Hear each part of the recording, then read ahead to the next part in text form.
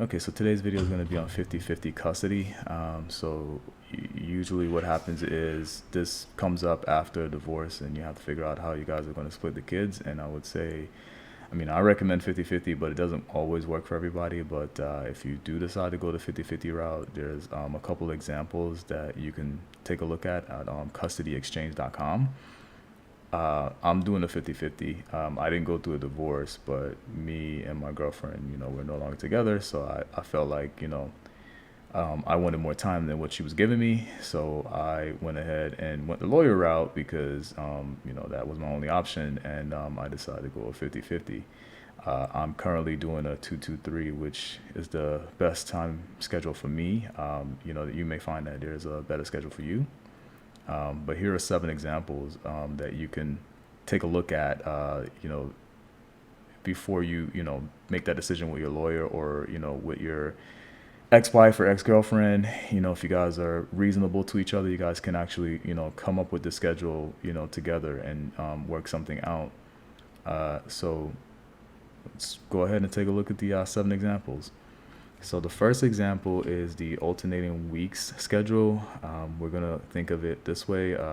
Mom's going to be purple and dad's going to be blue. So in this example, mom would have gotten the kid on Friday evening from daycare or from school, or maybe, you and dad do an exchange somewhere. And you would keep the kid for 1 week, and the next Friday, dad would pick the kid up or take the kid from you or from daycare or school, and he would do a week. So, a full month of that looks like this. As you can see, mom's time, dad's time in blue, and then mom's time. It's pretty simple to me. It's probably an easier schedule to do for kids that are in school and not like, like daycare. Older kids can deal with being away from one parent for an extended time. So I don't know. There's probably people out there that have this schedule with infants and babies, like toddlers, but I wouldn't recommend it. And I think most lawyers probably wouldn't recommend it either. But this is like a in-depth look at that schedule. So if you ever get confused about who has the kid, like for the night, always think of it this way. Nights are more important. So whenever you see like a full color here, that means you have your child for that night.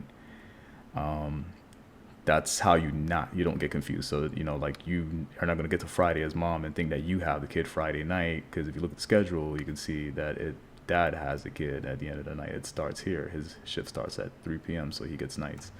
Look at it that way. It makes life a lot easier.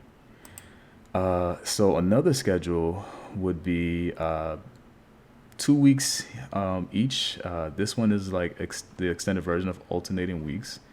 I guess this is great for older kids, and since most kids are going to be in school, I guess the travel really doesn't matter. I guess when they're out of school, you can look at it this way. You have the kid the entire 2 weeks, and then you would have to meet with mom on a Friday and do the exchange, or just drop the kids off. I mean, I would pray that everybody that's in a 50-50 or in any split plan, or you guys are mature enough to like make it easy on each other. Just drop the kid off at mom or dad's house, and if it's far, then the schedule works great. Like usually it's within 50 miles, but like let's just say they're like 20-25 miles away, and you have to do the exchange as the mom or dad. This works great because you only have to do this once. So like if it's summer or something and the kids are not in school, then this is a great plan, because basically, if you have to meet with the other parent, it's not as often. So this is like I said, I feel like this is a great plan for people who have like older kids. Like I wouldn't want to do this with an infant, or maybe not even with a toddler. I feel like toddlers would just be like, where's mom or dad after like, the first few nights. So I don't recommend this for like young kids. The next schedule is the 3-4-4-3. Honestly, when the numbers start to get involved, I think that's when it starts to get a little bit more confusing about the schedule.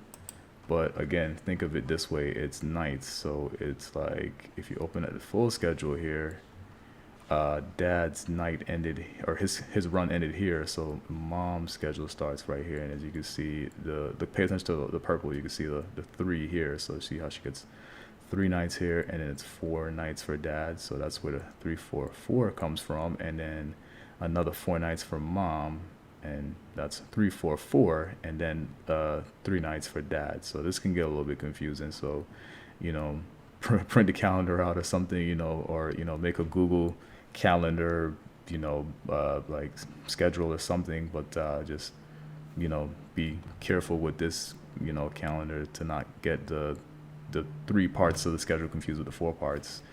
So this one's a little bit complicated, but it might work for like a toddler, since they're only to go too long without one parent. I mean, 4 days is still kind of long. So I don't know. You got to kind of pick what schedule works for you, and just kind of envision you and your former partner in that schedule. It's got to work for the both of you guys. So the next schedule is the 2255. This is another weird one where it's like, if we extend this out to the full month, you'll see, you'd get 2 nights here. So dad gets 2 nights, mom gets 2 nights, and then dad gets 5 nights, and then mom gets 5 nights. So this can get a little bit confusing too. So, for me, I think the schedule works for like, it could work for any kid, honestly, but there's just a lot of confusion that could happen with the schedule. So I wouldn't do the schedule, but you might find that it might work for you. So this is a interesting variation of it. They've got some other examples down here, so you can talk to your lawyer about which one works best for you. But yeah, I wouldn't pick the schedule. But hey, it might work for you. This is my schedule right here, a 223. So if we open it up on the next window, you can see it's basically, we won't even start at weekends. We'll just start with Monday night. So, dad gets the child Monday night, has a child Tuesday night, and Wednesday morning drops the kid off at daycare or exchange with mom. And then basically mom's schedule will start for the 2 nights, and then dad gets the 3 nights weekends. So you're alternating weekends in this schedule, but then you're also doing exchanges in the middle of the week. It was kind of confusing at first, but when you sit down and just again think about the nights, it gets less confusing. For me, I put like a reminder in my calendar, so that really helps me not get confused about like if it's my turn to pick up my daughter from like daycare, and if there is no daycare, you guys got to kind of make a time to meet somewhere, and just exchange the kid. And that's usually in the parenting plan that you gotta pick a day to pick a place to meet on a day that the other parent's supposed to have the kids. Say there's no daycare, or it's summer or winter break. And also a lot of parenting plans actually don't follow the whatever 50-50 timeshare you pick during summer and winter breaks. So that's probably going to be a whole nother video, but that's something to consider. So, but this works well, considering that it can work for infants, and it can work for toddlers and older kids too. But honestly, like I said, I prefer longer weeks for older kids. Like once my daughter gets like 6, I would love to go to alternating weeks. So that would probably make it a lot easier. The next one they have is alternating every 2 days. Now this one must be for infants, because if you look at the schedule, it's like, okay, dad has a kid Monday night, Tuesday night, Wednesday night, mom gets the kid, and then Thursday night, then we do dad for 2 nights. And so this can be really tricky. I feel like if you and your ex-partner like live close, this will work well, because it really won't matter if, like, say you have an infant and you guys got to drive to meet each other. You guys live close. Now if you don't live close, then that's when you gotta start thinking of another plan. Like a 222 won't work, but you'd probably use this for an infant, and that's where this plan would come in. Very, very easy to get this plan confused. I think you can technically get any plan confused if you don't jot down the pickup dates in your calendar. Some people have really good memory, so maybe you'll never forget. But for me, my memory isn't bad, but why not just set it on Google Calendars and just, set a reminder. That way, you don't have to worry about, hey, is my child going to be stranded at the daycare? Because that's not going to look good for you, especially if you're in a situation like mine's, where it's like it's not finalized, and I'm waiting for the final, hearing, and basically just to get this finalized. So definitely don't want to forget your kids. So whatever schedule you pick, make sure you have like a visual calendar of it, or use your phone. Like everybody has an iPhone or Android. Just use your Apple Calendar or your Google Calendar and just jot it down. The pickup dates, and it won't be that confusing, and you won't have anything bad happen to you in terms of you forgetting your kid or even your partner.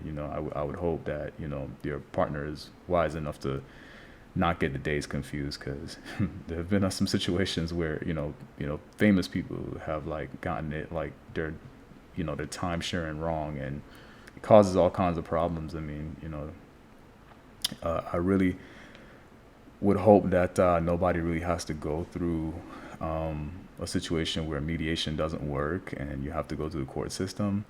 I wish everybody would just be nice to each other and just kind of just sit down and say, hey, it didn't work out between us, but let's make sure our kids can at least have like some kind of structure, but something that's fair to both parents. I mean, I surely wasn't given that option, but hey, I don't know if that's really something I really want to go into right now, but I had to go the court route, and I decided to do 50-50 because what's important is your kid. So remember, your kid comes first. So, yeah, you got to work and you got to earn money, but, definitely pick your kid when it comes to, making this decision on whether you're going to do a 50-50 or not. So you're doing the 50-50 not for you, you're doing it for your kid. And that's why I'm doing my 50-50. And that's why I'm in the 2-2-3. But there are other parenting split or plans that you can do, different splits. I'm going to make a different video on those. So that's it for 50-50. That's like feel like hopefully that helps everybody out in terms of like understanding the 50-50 and how it works. So if this video helps, go ahead and give it a thumbs up. If not, don't give me a thumbs down. Like, that's not cool, man. Just give me a thumbs up. If not, keep it moving. Subscribe if you're interested in this material. Maybe you're considering, taking your father, your child's father to court, or vice versa. Just go ahead and, just subscribe and, continue liking the content. Thanks.